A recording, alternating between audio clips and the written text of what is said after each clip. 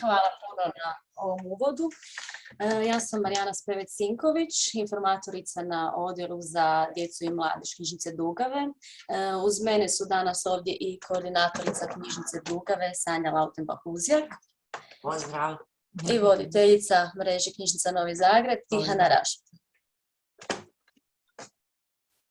Evo, hvala vam na pozivu i prilici da vam predstavimo inkluzivne knjižnične usluge u knjižnici Dugave.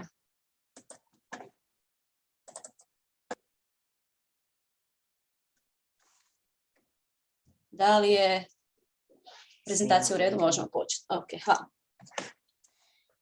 Današnje predavanje započela bi ciljevima akcijskog plana Ureda za ljudska prava i prava nacionalnih manjina koji je donesen 2013. godine, kojim se integracijom stranaca u hrvatsko društvo podrazumijeva osiguravanje njihovog ravnopravnog statusa u odnosu na hrvatske državljane sa posebnim naglaskom na područje obrazovanja, rada, zapošljavanja te stanovanja. Samo malo. Evo. Što se pak narodnih knjižnica tiče, njihova inkluzivna uloga podrazumijeva dostupnost knjižničnih usluga i resursa svima.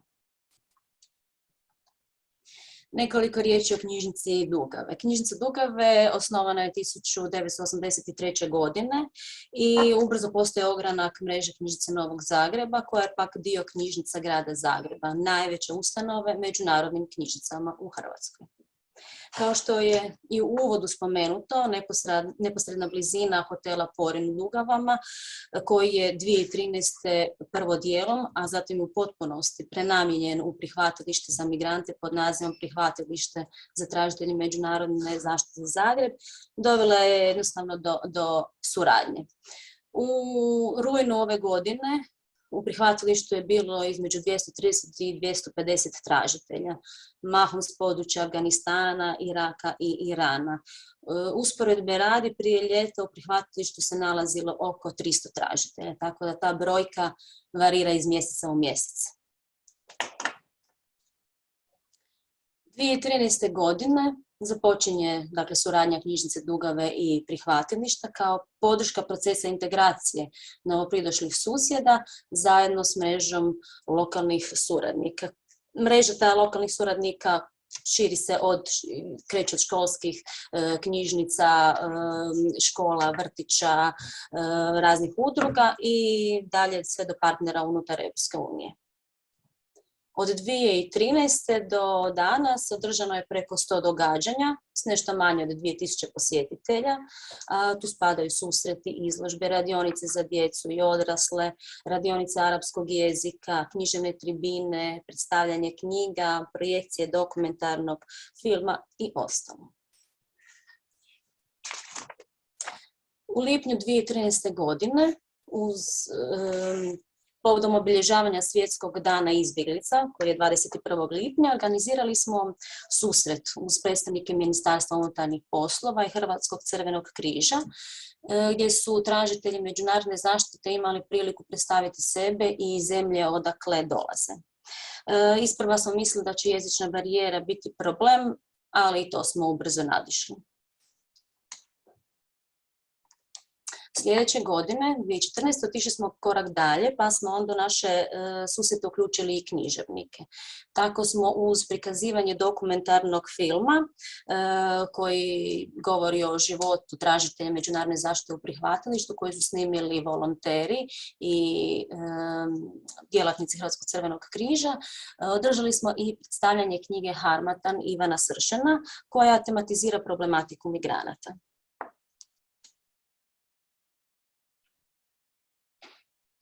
Kao suvremena narodna knjižnica, knjižnica Dugave postavlja izložbe i likovne i tematske.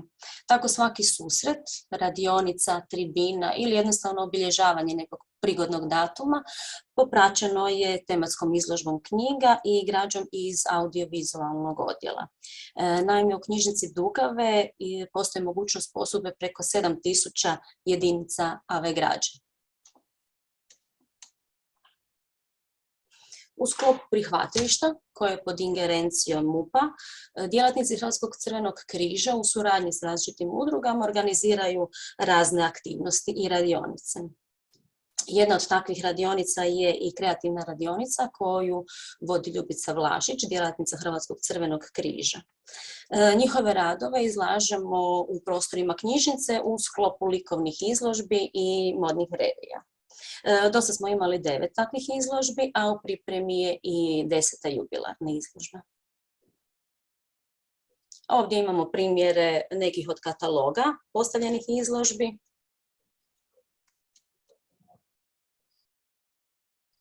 Kao i primjere radova i rukotvorina tražitelja koji su bile izloženi ovdje u našim prostorima.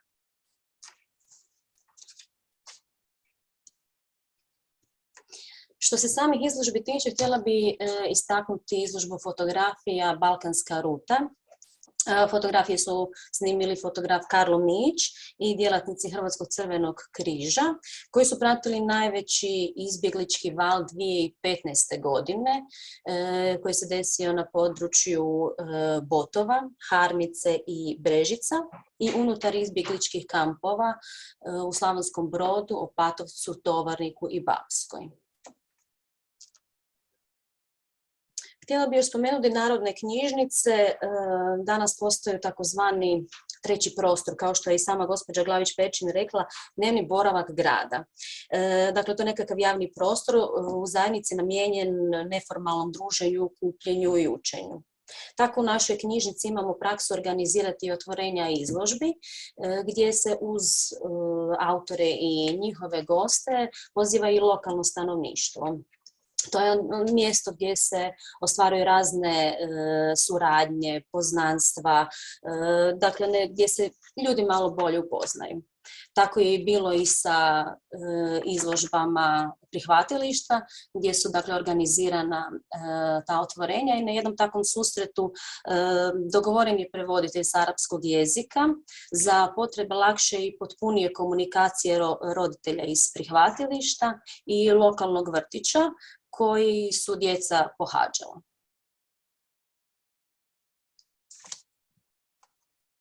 Podupirući izložbe i modnu reviju, kojom se žene i mlade djevojke iz prihvatilišta predstavljaju, nastojimo postići rodnu ravnopravnost i koliko god možemo uklonimo sve oblike diskriminacije žena. To je ujedno jedan od 17 ciljeva UN-ove agende 2030, koja obuhvaća različite sastavnice ekonomskog, okolišnog, društvenog razvoja u nadi da ovaj svijet promijeni nabolje.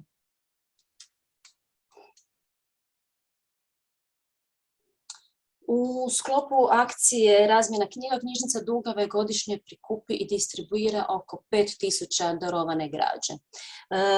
Od te prikupljene građe posebno izdvajamo knjige na stranim jezicima, DVD i društvene igre koje potom distribuiramo u prihvatilište i na taj način pokušavamo obogatiti fond njihove knjižnice koju imaju u prihvatilištu, kao što možete vidjeti na ovoj slici desno.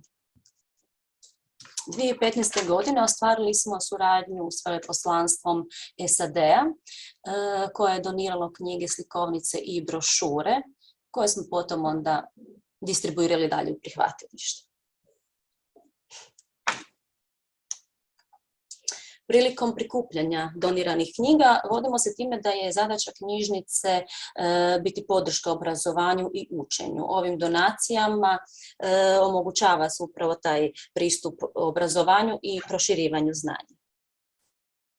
Nabavom dvojezičnih knjiga s posebnim naglaskom na hrvatskom i arapskom jeziku, našim korisnicima pružamo mogućnost poznati neku drugu kulturu, neki novi jezik, poštivanje kulturne raznolikosti i omogućavanje cjeloživotnog učenja. Time se ujedno i naslanjamo na smjernice spomenute UN-ove agende, kojim se želi osigurati kvalitetno obrazovanje i cjeloživotno učenje. Ovaj cilj kojim se potiče cjeloživotno učenje nastojali smo provesti i kroz radionice arapskog jezika. Radionice je vodio Isam Delvan, službeni prevoditelj s arapskog jezika u Hrvatskom crvenom križu, moram reći potpuno volonterski. i tijekom 2016. 2017. godine kroz 4 ciklusa održana je 31 radionica s 10 stalnih i 20 povremenih polaznika. Osim samog jezika, na radionicama smo se upoznali s arapskom kulturom, običajima i hranom, naravno.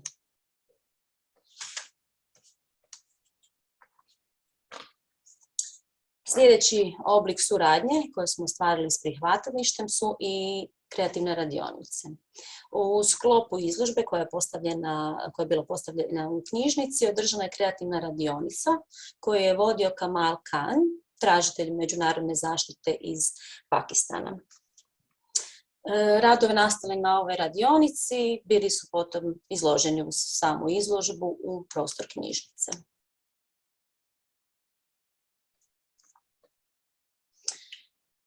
Suradnja s lokalnom udrugom Građanska inicijativa Dugava i Ksenijom Banović dovela je do književne senzibilizacije. To je projekt koji za cilj ima kroz književnost i književna djela koja tematiziraju problematiku migranata, senzibilizirati lokalno stanovništvo te poboljšati socijalnu inkluziju samih tražitelja.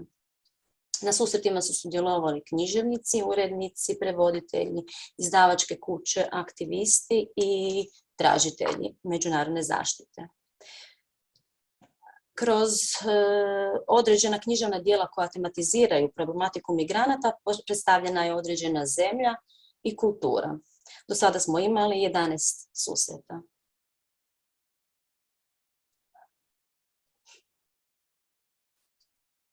Prva zemlja koju smo tako predstavili u sklopu književne senzibilizacije bio je Iran, kada smo kroz književna i likovna djela iranskih umjetnika tu kulturu upoznali i kroz osjetilo okusa.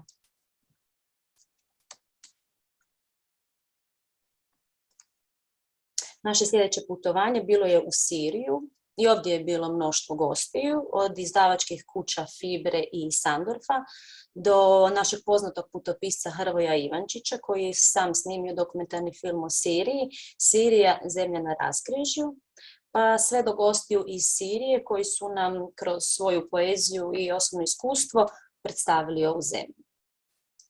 Moram odmah ispomenuti da su se predavači uvijek rado odazivali našim pozivima na sudjelovanje u književnim senzibilizacijama.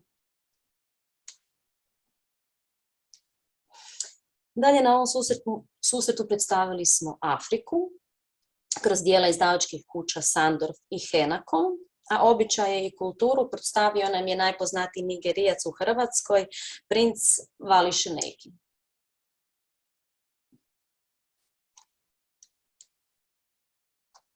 U daljnjim susretima upoznali smo Irak i Pakistan kroz književna djela kao što su Ciganin al-Naljepši našeg autora Kristijana Novaka, zatim Bagdadske sirene, Djevojka koja je pobjedila ISIS, Ja sam Malala i ostalo.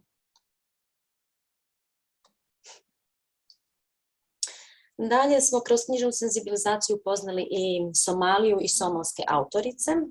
Ova senzibilizacija bila je posebna po tome što je na njoj sudjelovao i dugogodišnji stanovnik Dugava koji je rodom iz Somalije, koji nam je iz osobnog iskustva rekao nešto više o integraciji u hrvatskoj društvu.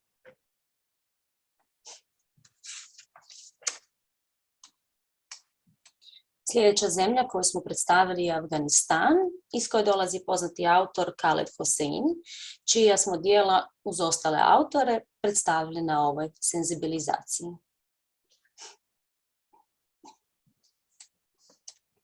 Na sljedećem susretu ponovo smo predstavili Siriju, ali ovog puta naglasak je bio na književna djela namijenjena djeci. Dakle, sva književna djela zapravo na ovom susretu bila su namijenjena djeci sa područja Sirije, odnosno s tog područja.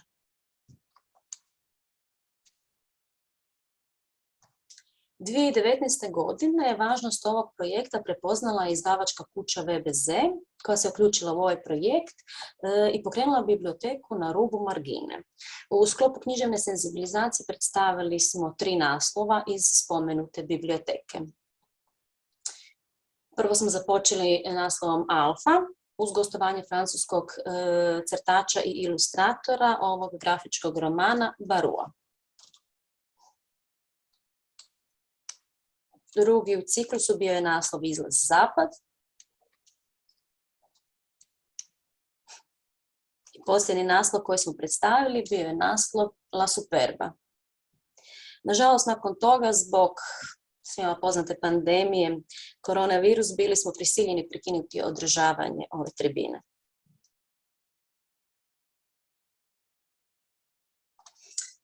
Dalje bih htjela spomenuti događanja za djecu koja smo ostvarili u suradnji s lokalnim ustanovama, ali i šire.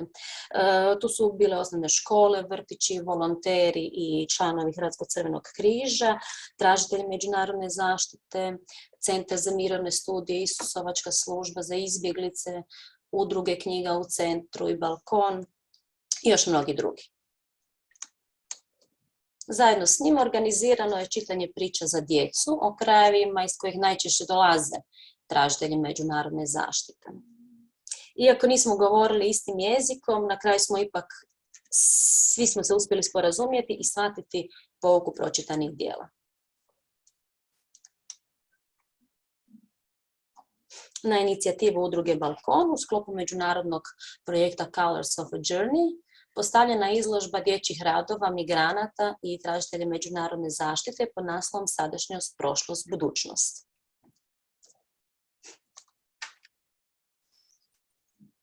Organizirani su dolasci djece na razgledavanje spomenute izložbe i tom prilikom su održana i predavanja u sklopu projekta Kronauti.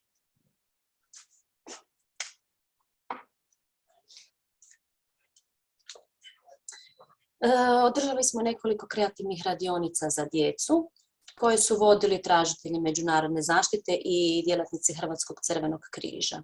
Neke radionice bile su organizirane za vrtiće i škole, dok su neke bile organizirane za lokalno stanovništvo i sve su bile vrlo rado posjećene. Ni ovdje nije bilo nekakve jezične barijere, jer kao što vidimo i iz ovih slika, radovi su vrlo uspješno savladani.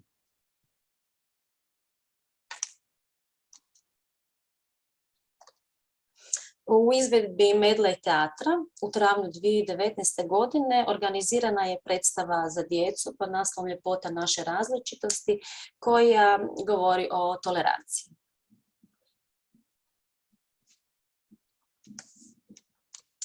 Tijekom ovih 8 godina suradnje s prihvatilištem Zagreb, sama ta suradnja potaknula je širu zajednicu na prikupljanje podataka. Tako su pisana znanstvena istraživanja, ankete, članci. Davali smo intervjue, sudjelovali smo na stručnim skupovima. A tako i u travnju 2018. godine u knjižnici Dugave svoje inkluzivne knjižnične usluge mogli smo predstaviti sudionicima međunarodnog projekta Migrate to Library, odnosno Migrirajte u knjižnice. Hrvatsku u tom projektu predstavlja gradska knjižnica Ivan Vidali iz Korčule, a zajedno s njima bili su i partneri iz Poljske, Španjolske i Litve. Kada bi sve ove susrete i druženja pretočili u brojke, došli bi do 70 događanja za odrasle s 985 sudionika, 9 likovnih izložbi s 454 rada, 18 tematskih izložbi sa 191 knjigom i jave građom, 34 događanja za djecu s 900 sudionika. Mreža suradnika proširila se na 27 institucija i 71 pojedinca, čime doprinosimo ostvarenju 17. cilja UN-ove agende, a to je partnerstvo na lokalnoj, regionalnoj, nacionalnoj i globalnoj razini.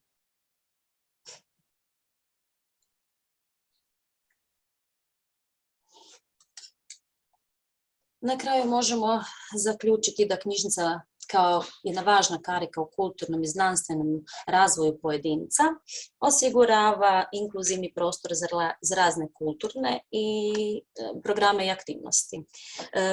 Zapravo ona postaje nego mjesto susreta različitih svjetova i kultura.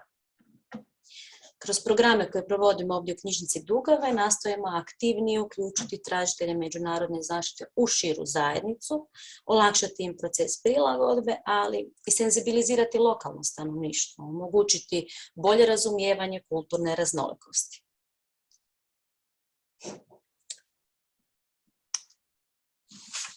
Svoje današnje izlaganje završila bi pozivom na predstavljanje na trenutnu izložbu Festival tolerancije koja je postavljena u knjižnici Dugave, zatim na predstavljanje knjige Integracija azilanata u hrvatsko društvo Rahele Jurković koja će se održati 3.11. ovdje u knjižnici i najavom nove izložbe radova tražitelja međunarodne zaštite koja će biti postavljena u prosincu ove godine, također u našoj knjižnici. Ako ste u mogućnosti, dođite i podržite rad tražitelja cijelog prihvatilišta, jer kao što i ovaj natpis na majici koji su sami tražitelji izradili, kaže bez crne ni bijela ne bi vrijedila. Hvala vam puno na pažnji, dostupni smo za sva pitanja i na ove navedene kontakte.